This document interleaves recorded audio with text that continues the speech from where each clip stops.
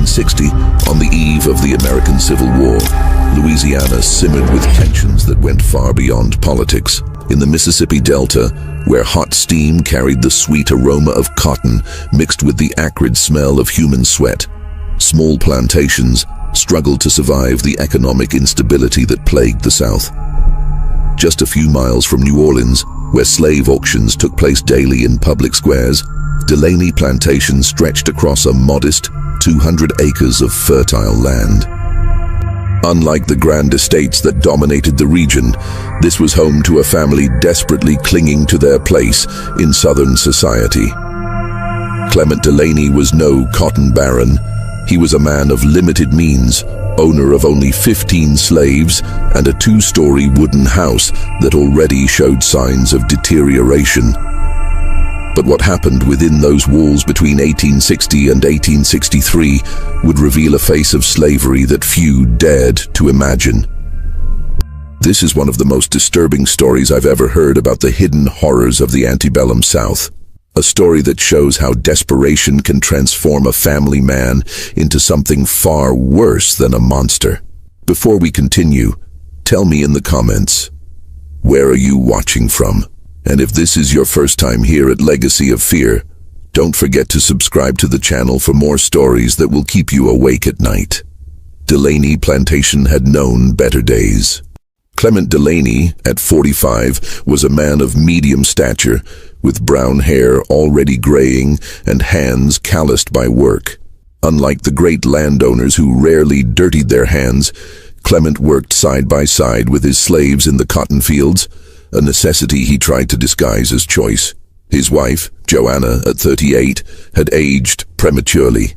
Her blonde hair, once brilliant, now hung lifeless around a face marked by constant worry. She had given birth to 4 children, but only 3 survived: Arlene, 19, Carolyn, 17, and Freda, the youngest at just 15. The 3 Delaney daughters were considered beautiful by the standards of the time. Arlene possessed her mother's golden hair and penetrating blue eyes. Carolyn had inherited more delicate features, with brown hair and a fragile constitution. Freda, the youngest, combined her sister's beauty with a vivacity that had not yet been completely suffocated by the realities of adult life. The plantation operated with 15 slaves, 8 men and 7 women. Among them was Tobias, a strong man of about 30 who served as informal overseer, and Lila, a 25-year-old woman who worked in the big house. Most had been born on the property, creating a complex family dynamic that Clement would soon learn to exploit. Financial troubles began in 1858 when a plague devastated much of the cotton plantation. The harvest yielded less than half of what was expected, forcing him to take loans with exorbitant interest from New Orleans merchants. To make matters worse, Clement developed a gambling addiction that consumed any extra money. The nights when Clement disappeared to card tables became more frequent. He would return in the early morning hours, often with less money than he had taken, his face marked by frustration and drink. During these absences, Joanna often found him muttering alone in his office, calculating and recalculating numbers on pieces of paper that he quickly hid when she approached. In 1859, the situation became unsustainable. Creditors began appearing at the plantation, well-dressed men from New Orleans who spoke in legal terms about debt execution and property confiscation. Clement was forced to sell 3 of his most valuable slaves, a decision that humiliated him deeply before the local community. The sale of the slaves brought temporary relief, but also revealed something disturbing in Clement's behavior. During negotiations, he demonstrated a calculating coldness that shocked even experienced buyers. He examined the teeth, muscles, and scars of his slaves as if they were cattle, openly discussing their reproductive capabilities and market value. Dr. Reuben McCormick, the local physician who occasionally visited the plantation, noticed changes in Clement's behavior during this period. The man who had once been reserved but cordial became increasingly isolated and obsessive. McCormick observed that Clement began asking strange questions about fertility, pregnancy, and the laws governing the legal status of slave children. Clement's conversations with other slave owners also changed in tone. He began showing excessive interest in the more sordid aspects of human trafficking, asking questions about breeding farms and methods to maximize the productivity of female slaves. These comments caused discomfort even among men accustomed to the brutality of slavery. Sheriff Peter Mullins, who had known Clement for years, noticed that the man began avoiding eye contact during his occasional visits to the plantation. Mullins attributed this to financial embarrassment, but there was something deeper in Clement's behavioral change, a furtive quality that suggested thoughts that shouldn't be shared. During the winter of 1859, Clement spent long hours locked in his office, studying legal documents and slave codes. Joanna occasionally found him hunched over borrowed law books, making notes on pieces of paper that he quickly hid when she entered the room. He had acquired several volumes on property law and inheritance rights, material that seemed inappropriate for a simple cotton farmer. The atmosphere in the big house began to change subtly.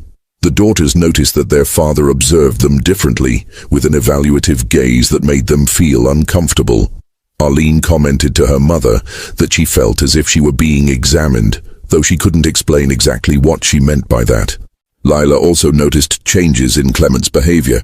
He began asking questions about her health, age, and reproductive history that seemed inappropriate even for a slave owner. She noticed that he paid special attention to the younger slave women, watching them work with an intensity that made her uneasy. Family meals became tense events, with Clement often lost in thought, responding to conversation attempts with grunts or vague comments. Joanna tried to maintain normalcy, but felt a growing anxiety she couldn't fully explain. She began to notice that Clement took notes during meals, observing his daughter's eating habits and general health with attention that seemed more clinical than paternal. In January 1860, Clement made a mysterious trip to New Orleans that lasted 3 days. When he returned, he brought with him a leather briefcase containing documents that he carefully stored in his office. He had also established contact with a man known only as Beauregard, whom Clement vaguely described as someone who could help with complex legal matters. The spring of 1860 brought a promising harvest, but also marked the beginning of more dramatic changes in Clement's behavior. He began reorganizing the slave quarters, separating men and women more rigidly, and implementing new regulations that seemed to have no clear purpose. The Delaney daughters noticed that their father began restricting their social activities, canceling visits to neighboring families and discouraging visitors. He claimed concerns about security and growing political tension, but his explanations seemed forced and inadequate. Dr. McCormick made his last social visit to the plantation in April 1860. He would later describe the atmosphere as strangely oppressive, noting that the family seemed to be under some kind of stress that went beyond known financial difficulties. During this visit, McCormick observed that Clement made disturbing comments about the efficiency of certain plantations in maximizing their human resources. The doctor was particularly uncomfortable when Clement asked about methods for determining the fertility of young women and the risks associated with frequent pregnancies. Sheriff Mullins made his last official visit to the plantation in May 1860, investigating reports of runaway slaves in the region. He noticed that the Delaney plantation slaves seemed more submissive and fearful than normal, avoiding eye contact and responding to questions with nervous monosyllables. Mullins also observed that Clement had installed new bolts and locks on several doors of the big house, a measure he justified as a precaution against possible slave revolts. However, the location of some of these locks suggested they were designed to keep people in, not out. The summer of 1860 marked the point of no return for Clement Delaney. Financial pressures, combined with his growing obsession with desperate solutions, led him to make a decision that would transform his family into victims of his own greed and depravity. In June 1860, Clement Delaney had become a man consumed by an idea that grew in his mind like cancer. During his obsessive research into slavery laws, he had discovered a legal doctrine dating back to the earliest days of American colonization. partus sequitur ventrum. This law established that a child's condition followed that of the mother. If the mother was a slave, the child would be born a slave, regardless of paternity. The perverse genius of Clement's plan lay in his understanding of a legal loophole. The children of his own daughters, being born to free mothers, would technically be free by law. But with falsified documentation, these babies could be registered as children of slaves, making them sellable property. It was a monstrous distortion of the law that would transform his own grandchildren into merchandise. During his trips to New Orleans, Clement had established contact with Beauregard, a forger who operated in the shadowy alleys of the French Quarter. This man, whose real name was never revealed, specialized in creating birth certificates, baptismal certificates, and property records that could withstand casual scrutiny from local authorities. Beauregard operated from a small office above a tavern, where he also offered forgery services for manumission papers and travel documents for runaway slaves. A dangerous but extremely lucrative business. For $50 per document, a substantial sum at the time, he could obtain birth certificates that would attribute the maternity of any child born on the plantation to his slaves, ensuring these babies could be legally sold. Clement began implementing his plan with the meticulousness of a businessman planning an expansion. He completely reorganized the slave quarters, creating what he called special rooms, small isolated cabins where reproductions would occur under his direct supervision. The first phase of the plan involved careful selection of male slaves who would be used as breeders. Clement chose Tobias and two other young, strong men, basing his decision on criteria that included physical health, docile temperament, and, disturbingly, physical characteristics he considered commercially desirable in their future offspring. Female slaves were also subjected to degrading evaluation. Clement personally examined Lila and other women, checking their reproductive health with clinical coldness that left them traumatized. He made detailed notes about their menstrual cycles, previous pregnancy history, and estimated ability to produce quality products. But the most shocking part of Clement's plan involved his own daughters. Arlene, Caroline, and Freda would be forced to participate in the breeding scheme, generating children who would be immediately separated from them and registered as slave children. Clement rationalized this monstrous decision as a necessary sacrifice to save the plantation and maintain the family's status. To implement this phase of the plan, Clement began making subtle changes to the domestic routine. He installed special locks on his daughters' rooms, claiming security concerns. In reality, these locks were designed to prevent them from escaping when the time came to fulfill their role in the scheme. Clement also began administering to his daughters a mixture of herbs he obtained from a local healer named Marie, claiming it was to strengthen their feminine health. In fact, this mixture contained substances intended to regulate their menstrual cycles and increase their chances of conception when the appropriate time came. The healer didn't suspect the true purpose of the herbs she provided, believing Clement was genuinely concerned about his daughter's health. Psychological manipulation was as important as physical. Clement began isolating his daughters from the outside world, canceling social visits and prohibiting correspondence with friends. He gradually conditioned them to accept increasing restrictions on their freedoms, psychologically preparing them for the total submission his plan would require. Joanna began noticing disturbing changes in her husband's behavior toward their daughters. He watched them with disturbing intensity, making comments about their maturity and development that left her deeply uncomfortable. When she tried to question these observations, Clement dismissed her with irritation, claiming she was being hysterical and imagining things. In July 1860, Clement made another trip to New Orleans, this time returning with basic medical supplies and manuals on childbirth and infant care. He claimed he was preparing for the possibility of not being able to call Dr. McCormick during emergencies, but the quantity and specificity of the materials suggested preparation for multiple births. Clement also established contact with slave traders in New Orleans, inquiring about current prices for babies and small children. He discovered that healthy babies could be sold for $200 to $300 each, depending on their appearance and perceived health. Children of more European appearance commanded higher prices, a fact that influenced his selection of breeders. The logistics of the plan required precise timing. Clement calculated that with 5 women, his 3 daughters and 2 slaves, producing babies at staggered intervals, he could generate a constant flow of products for sale. He estimated that each woman could produce a baby every 15 to 18 months, resulting in 2 to 3 annual sales. To maintain secrecy, Clement planned to conduct sales through intermediaries in distant markets. The babies would be transported to New Orleans or other cities by traders who didn't ask questions, ensuring no connection could be traced back to Delaney Plantation. He established contact with a man named Jacques Thibodeau, a trader who transported slave babies and children without asking questions about their origin. Clement also prepared explanations for curious neighbors about any unusual activity on the plantation. He planned to claim he was experimenting with modern slave breeding methods to improve productivity, an explanation that would be accepted without question in a society that viewed slaves as property.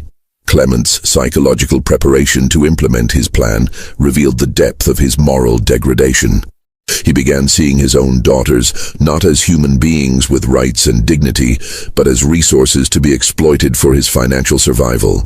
This dehumanization was essential for him to proceed with actions any normal father would consider unthinkable. In August 1860, Clement began testing his daughter's obedience with increasingly strange and invasive demands. He demanded they report intimate details about their feminine health, claiming paternal concern.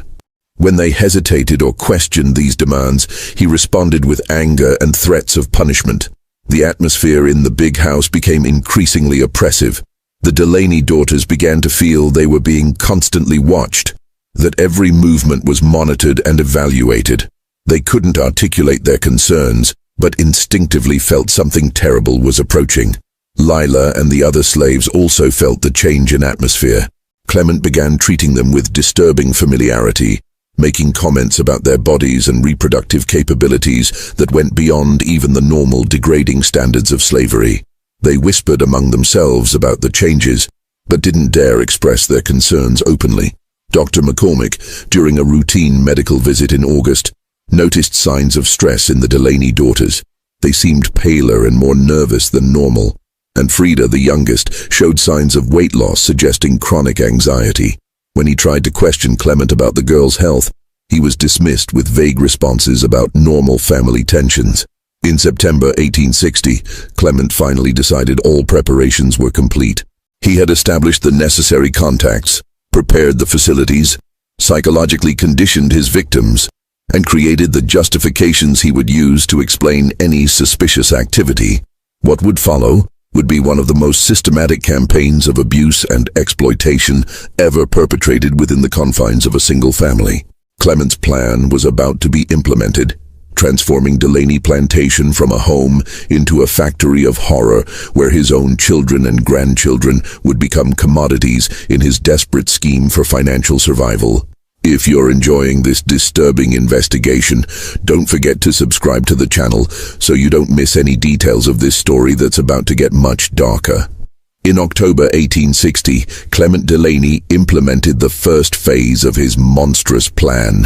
The transformation of Delaney Plantation into a breeding farm began with a meeting he conducted with his daughters, presented as a discussion about family responsibilities during difficult times. Arlene was the first to be informed about her role in her father's scheme. Clement called her to his office on a cold October morning, and with the coldness of a businessman discussing a contract, explained that she would be mated with Tobias to produce children that would help save the plantation. When Arlene reacted with horror and refusal, Clement locked her in her room, informing her she would remain there until she accepted her family responsibility. Arlene's resistance lasted 3 days. During this period, Clement allowed only water and small portions of bread, while regularly visiting her room to repeat his demands. He alternated between threats of physical violence and emotional appeals about filial duty, gradually breaking her resistance through a combination of deprivation and psychological manipulation. During these visits, he showed Arlene the family's debt documents, explaining in detail how they would lose everything if she didn't cooperate. Carolyn and Freda were informed about their roles in the following days. Carolyn, always more emotionally fragile, collapsed immediately, crying uncontrollably and begging her father to reconsider. Freda, despite being the youngest, showed more resistance, declaring she would rather die than participate in her father's abominable scheme. Clement responded to his daughter's resistance with calculated cruelty. He informed them that if they refused to cooperate voluntarily, he would simply force them. He had locked all exits from the big house and posted Tobias and other loyal slaves as guards, ensuring there was no possibility of escape. The first breeding session occurred on a November night in 1860. Clement personally escorted Arlene to one of the specially prepared cabins where Tobias waited. The slave, clearly uncomfortable with the situation, had been threatened with torture and death if he didn't follow his owner's orders. Tobias would later describe that night as the moment his soul died, forced to participate in an act that violated all his protective instincts. Clement remained outside the cabin throughout the entire process, ensuring his instructions were followed. He had established a rigid schedule for these sessions based on his calculations about his daughter's reproductive cycles. The cold efficiency with which he organized these encounters revealed the complete dehumanization of his own daughters in his mind. Joanna, initially kept ignorant of the details of her husband's plan, began to suspect something terrible was happening when she noticed the deteriorated emotional state of her daughters. Arlene became withdrawn and silent, Carolyn developed frequent panic attacks, and Freda alternated between impotent fury and deep despair. When Joanna tried to question Clement about their daughter's strange behavior, he brutally informed her about his plan. He explained that the girls were fulfilling their family duty, and that any interference on her part would result in severe consequences for the entire family. Joanna was horrified, but also felt completely powerless to intervene. Clement had made it clear he wouldn't hesitate to sell all the slaves and abandon the family if she tried to sabotage his plans. Slaves Lila and other women were also integrated into Clement's breeding scheme. They were subjected to the same degrading process, forced to mate with selected male slaves at times determined by Clement. The difference was that, being already slaves, their children would automatically be Clement's property, without need for document falsification. Clement kept meticulous records of all reproductive activities on his plantation. He noted mating dates, estimated menstrual cycles, and predicted birth dates in a book he kept locked in his office. These records revealed the extent of his obsession with maximizing the productivity of his scheme. In December 1860, Arlene confirmed her first pregnancy. Clement received the news with cold satisfaction, immediately calculating the predicted birth date and the child's potential market value. He began making preparations for falsifying birth documents, contacting Beauregard in New Orleans to provide the necessary paperwork. Carolyn became pregnant in January 1861, followed by Lila in February. Clement was euphoric about the initial success of his plan, seeing this as confirmation that his strategy would work. He began making plans to expand the scheme, considering the possibility of acquiring more female slaves when his finances improved. Freda resisted longer, but finally became pregnant in March 1861.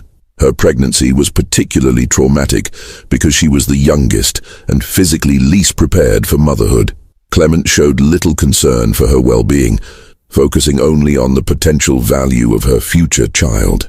During Freda's pregnancy, he often forced her to perform specific exercises he believed would improve the baby's quality. The atmosphere at Delaney Plantation became increasingly oppressive as the pregnancies progressed. The Delaney daughters were kept virtually prisoners in the big house, allowed out only under strict supervision.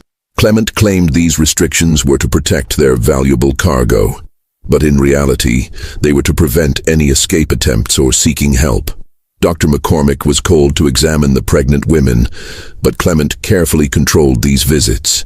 The doctor was informed that the pregnancies were the result of consensual relationships between the Delaney daughters and slaves, an explanation that, while scandalous by the standards of the time, wasn't technically illegal. To ensure McCormick's silence, Clement offered the doctor a substantial sum, $50 per visit, well above normal rates. McCormick, facing his own financial difficulties, accepted the arrangement and agreed to maintain absolute discretion about the situation. McCormick was disturbed by Clement's explanation, but the extra money was too tempting to refuse. He noted, however, that the pregnant women seemed exceptionally stressed and traumatized, showing signs of severe depression that went beyond what would be expected, even in unplanned pregnancies. Sheriff Mullins occasionally patrolled the area around the plantation, but Clement carefully avoided any suspicious activity during these visits. He had instructed everyone on the plantation to maintain normal appearances and not reveal anything about the breeding scheme to external visitors. As the pregnancies advanced, Clement began making preparations for the births. He acquired additional medical supplies and studied manuals on childbirth, determined to conduct births without external medical assistance whenever possible. This would reduce the risk of exposing his scheme and eliminate potential witnesses. Clement also began establishing contacts with potential buyers for the babies. He made several trips to New Orleans, presenting himself as a slave breeder specializing in high-quality products. His contacts in the slave market were impressed with his descriptions of the future babies, especially those that would be of mixed ancestry. The first child was born in June 1861, Arlene's son. The birth was difficult and traumatic, conducted by Clement with minimal assistance from Lila. Arlene suffered complications that nearly resulted in her death, but Clement was more concerned with the baby's health than the mother's. Immediately after birth, Clement separated the baby from Arlene, taking him to the slave quarters, where he would be raised by a slave who had recently lost her own child. Arlene was informed she would never see the child again, and that any attempt at contact would result in severe punishment. The falsified documents for the baby arrived from New Orleans a week after birth. The birth certificate listed Lila as the mother, ensuring the child could be legally sold as a slave. Clement was satisfied with the quality of the forgery, which he believed would withstand scrutiny from potential buyers. 3 weeks after birth, Clement sold the baby to a slave trader in New Orleans for $250.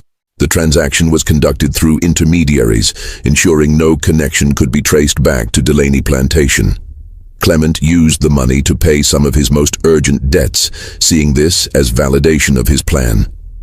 The success of the first sale encouraged Clement to accelerate the timeline for the next pregnancies.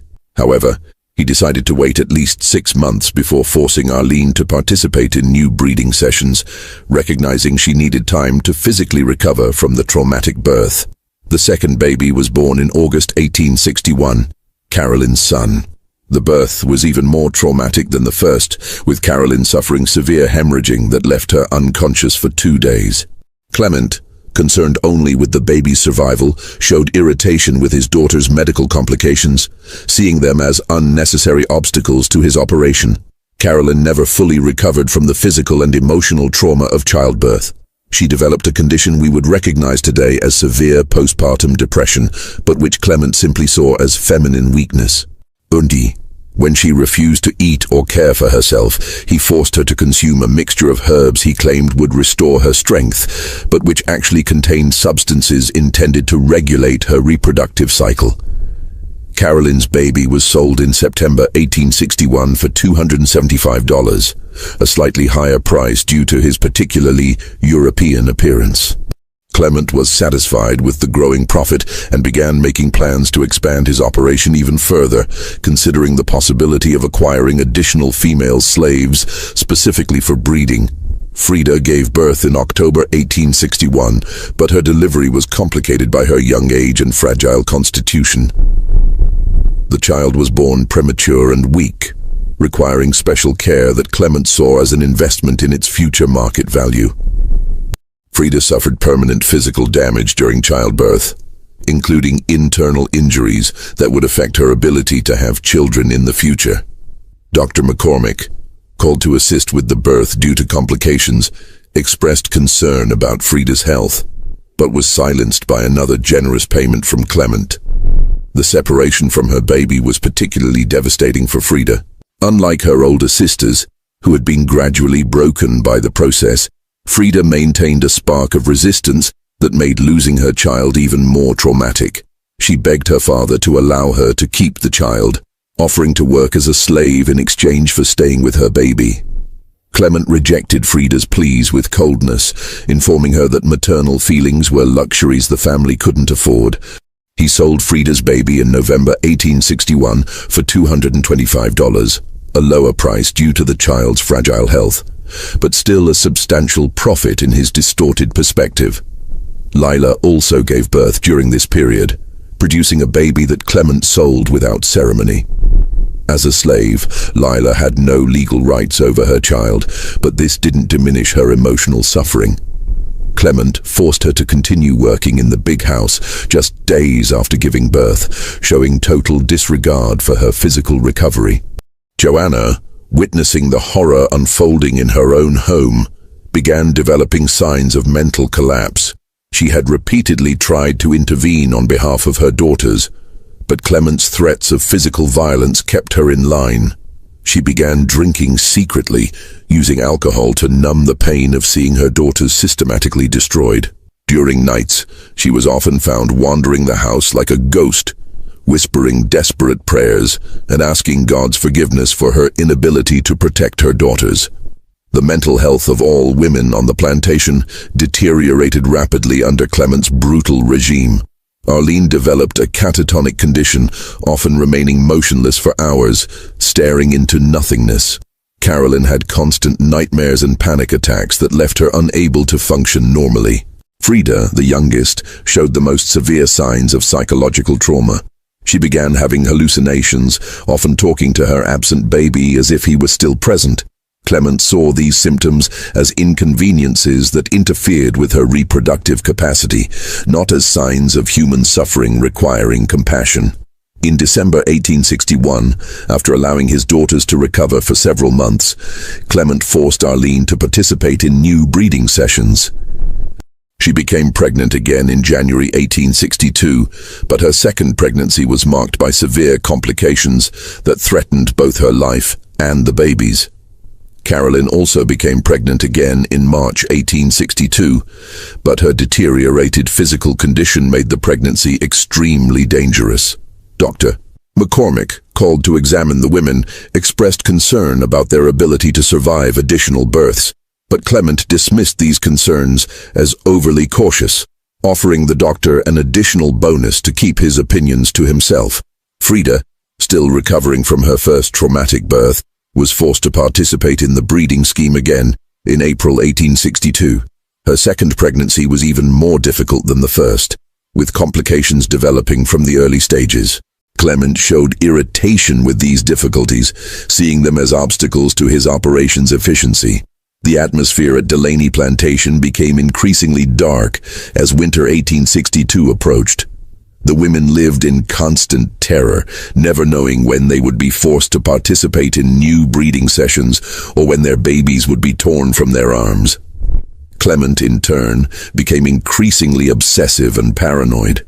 He saw conspiracy in any questioning of his actions and responded to challenges with growing violence. His transformation from family man to monster was complete, and he seemed incapable of recognizing the humanity of his own daughters. The slaves on the plantation also suffered under Clement's brutal regime. Tobias and the other men forced to participate in the breeding scheme showed signs of psychological trauma, knowing they were unwilling accomplices in the destruction of their owner's daughters. In September 1862, Arlene gave birth to her second child, but the baby was stillborn due to complications from her difficult pregnancy. Clement was furious about this investment loss and blamed Arlene for not properly caring for her health during pregnancy.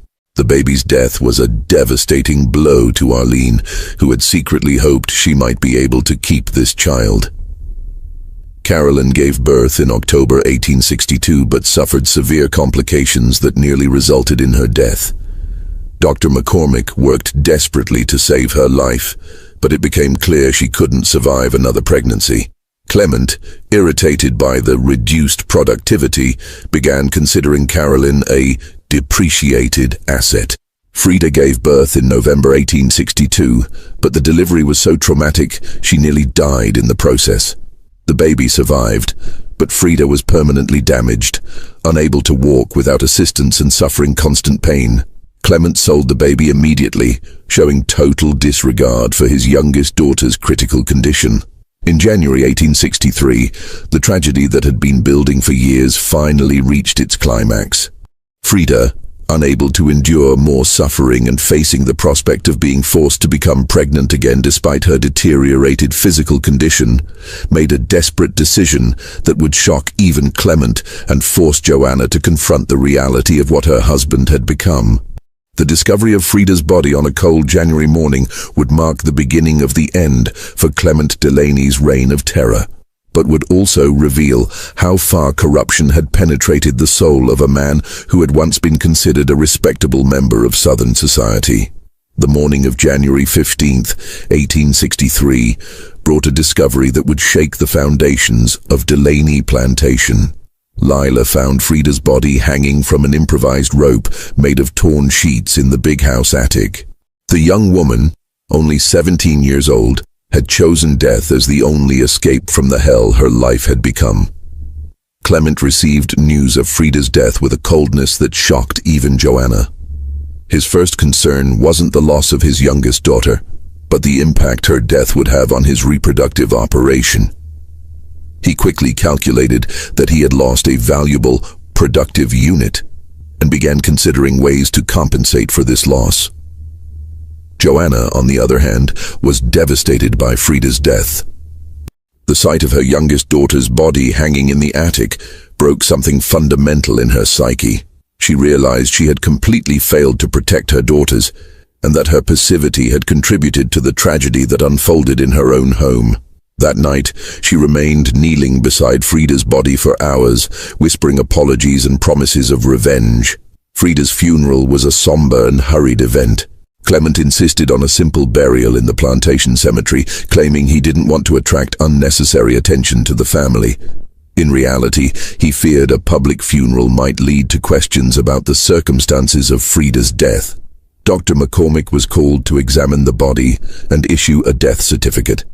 He noticed signs of physical trauma on Freda that went beyond what would be expected from suicide, but Clement explained these marks as results of accidents during plantation work. McCormick was suspicious, but the money Clement had paid him over the years created a silent complicity that prevented him from asking deeper questions. Sheriff Mullins also investigated Freda's death, but his investigation was superficial. Society of the time rarely questioned deeply deaths that occurred within private properties, especially when involving family matters. Mullins accepted Clement's explanation of feminine melancholy as the cause of suicide. Freda's death marked a turning point for Joanna. She began secretly observing her husband's activities, mentally documenting the horrors he perpetrated against her surviving daughters. She realized she needed to act, but also knew that confronting Clement directly would be useless and dangerous. Joanna began establishing discreet contacts with some of the plantation's most trusted slaves, particularly those who had been forced to participate in Clement's breeding scheme. She discovered they were also traumatized by their involuntary participation and yearned for a way to resist. Tobias, in particular, had been deeply affected by his forced participation in the abuse of the Delaney daughters. He had developed a protective loyalty toward the women and was willing to risk his life to help them. Joanna realized he could be a valuable ally in any plan to stop Clement. During whispered conversations in the slave quarters, Tobias revealed to Joanna that other slaves were also willing to act, united by the shared horror of what they had been forced to witness and participate in. In February 1863, Arlene was forced to participate in new breeding sessions, despite still emotionally recovering from the loss of her second baby. Clement showed total disregard for her grief, Seeing only the need to keep his operation running, Arlene became pregnant again. But her third pregnancy was marked by even more severe complications.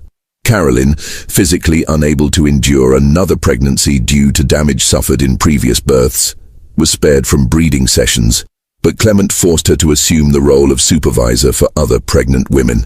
This function traumatized her further, forcing her to be complicit in abuse against her own sister.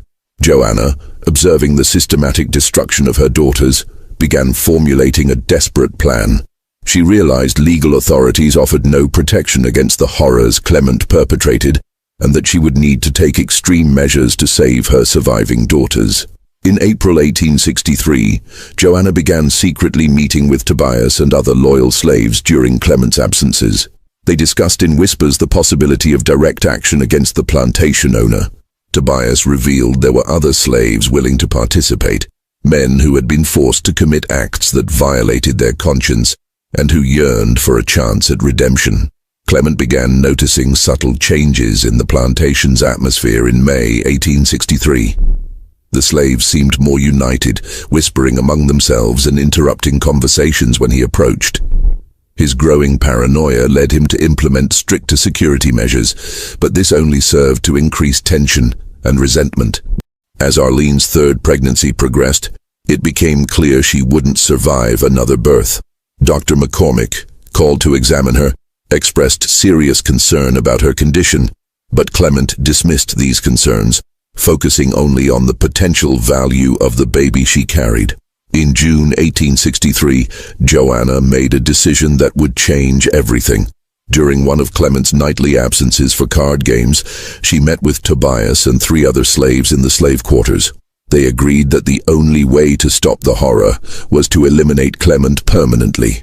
The plan they formulated was simple, but effective. Clement had a habit of returning from his gambling sessions late at night, often drunk and vulnerable. They would wait for him on the trail leading back to the plantation, ambushing him when he was most defenseless. The perfect opportunity arose on a stormy night in July 1863. Clement had made one of his regular trips to a local tavern to play cards, an activity he maintained despite the growing instability of the civil war in the region. Joanna knew he would return late, probably drunk and inattentive.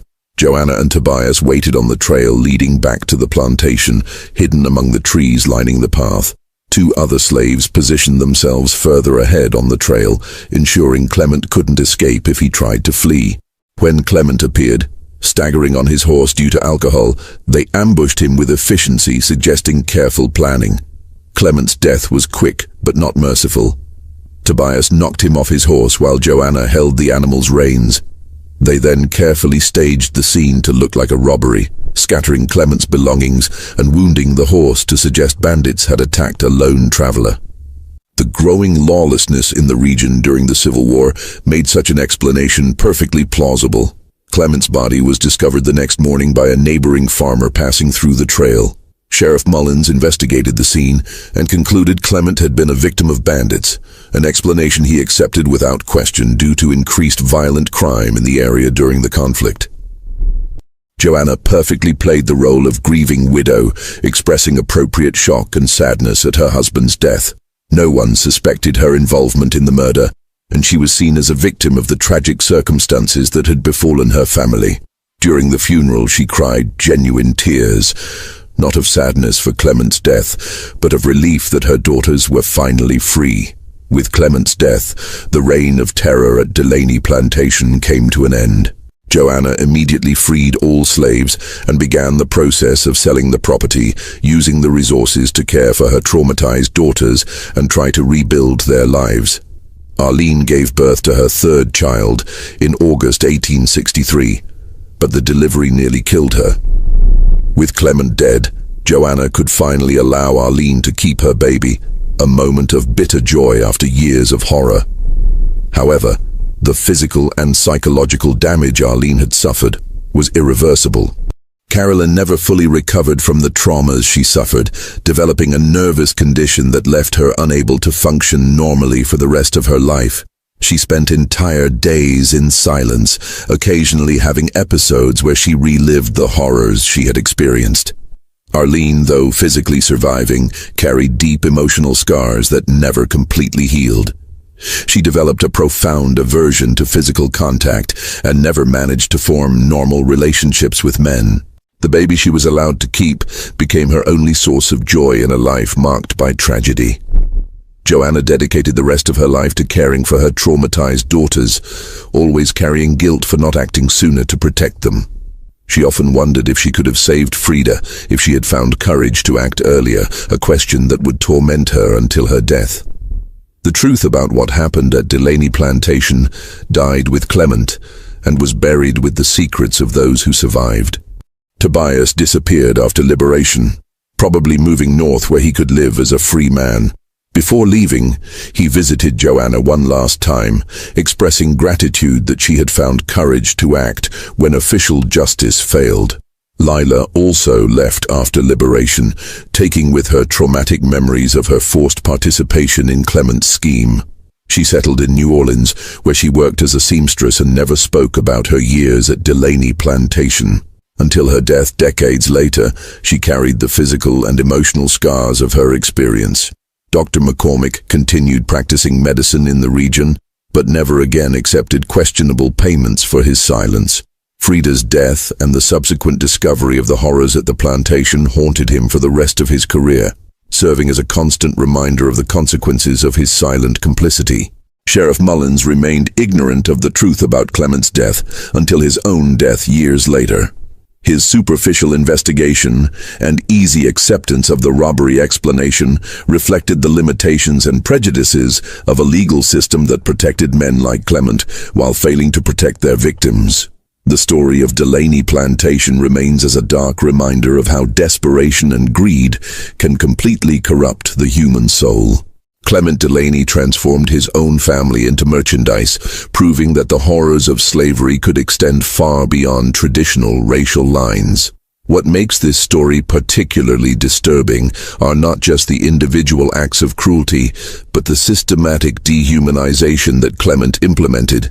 He didn't act on impulse or passion, but with the calculating coldness of a businessman optimizing a commercial operation.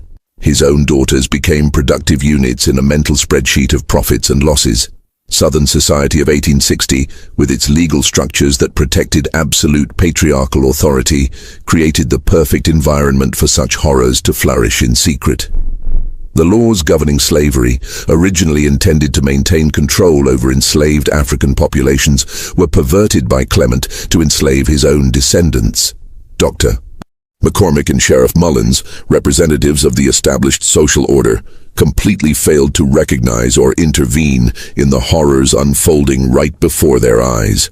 Their superficial investigations and acceptance of convenient explanations reveal how society of the time was structured to protect men like Clement, not their victims. Joanna's final resistance represents both redemption and tragedy. Her decision to orchestrate her husband's death came too late to save Freda and prevent years of trauma for her other daughters. However, her action demonstrates that even in the most desperate circumstances, human conscience can eventually rebel against absolute evil. Tobias and the other slaves who participated in revenge against Clement show how oppression can create unexpected alliances. United by shared suffering, they transcended racial barriers imposed by society to seek justice when the legal system failed. The fate of Clement's surviving daughters illustrates how trauma can leave permanent scars that no amount of subsequent care can completely heal. Arlene and Carolyn carried the physical and psychological marks of their experience for the rest of their lives, living reminders of the horrors they endured. The ease with which Clement managed to falsify documents and sell babies reveals the fundamentally corrupt nature of the slavery system. A market that treated human beings as property inevitably created opportunities for even more extreme abuses, where even the most sacred family bonds could be monetized. Perhaps the most shocking aspect of this story is how Clement managed to rationalize his actions. In his distorted mind, he wasn't abusing his daughters. He was saving the family through necessary sacrifices. This capacity for self-justification shows how apparently normal people can become monsters when circumstances and incentives align perversely. Delaney Plantation was eventually sold and divided into smaller parcels. The big house was demolished in the 1870s, and today nothing remains to mark the place where so many horrors were perpetrated. The land that once witnessed such cruelty now sustains peaceful crops, as if nature itself were trying to erase memories of what happened there. Official records of the time list Clement Delaney simply as killed by bandits and Freda as victim of melancholy. These sanitized descriptions hide the brutal truth of their deaths and perpetuate the invisibility of victims of domestic abuse and sexual exploitation. This story forces us to confront an uncomfortable truth. Monsters are rarely strangers hiding in shadows. More often they are fathers, husbands, and authority figures who use their position of trust to perpetrate the worst types of abuse. Social respectability can be a perfect mask for the deepest depravity. Joanna's final courage, though it came too late to prevent complete tragedy, offers a lesson about the importance of acting against injustice, even when personal cost is high. Her decision to orchestrate Clement's death was morally complex, an act of vigilante justice born from the complete failure of the legal system to protect the innocent. Today, when we hear about cases of domestic abuse or sexual exploitation, we must remember that victims often face the same obstacles as the Delaney daughters: authorities who don't believe them, legal systems that protect perpetrators, and societies that prefer to ignore inconvenient truths. The story of Delaney Plantation remains as dark testimony to human capacity for both absolute evil and heroic resistance. It reminds us that eternal vigilance is the price of protecting the vulnerable, and that sometimes justice can only be achieved through means that society itself considers illegal. On silent nights in the Mississippi Delta, when wind blows through fields where Delaney Plantation once existed, some say you can still hear echoes of the past, not supernatural ghosts, but persistent memories of injustices that were never adequately recognized or repaired. This is a story that forces us to look into the darkest corners of human nature, but also reminds us that even in the most desperate circumstances, there always exists the possibility of resistance, redemption, and eventually justice, even if it comes by the hands of those society least expects to deliver it. If this dark investigation has captivated you, make sure to subscribe to Legacy of Fear and hit that notification bell. We dive deep into the shadows of history to uncover stories that mainstream sources won't touch. Tales of human depravity, supernatural encounters, and mysteries that continue to haunt us today.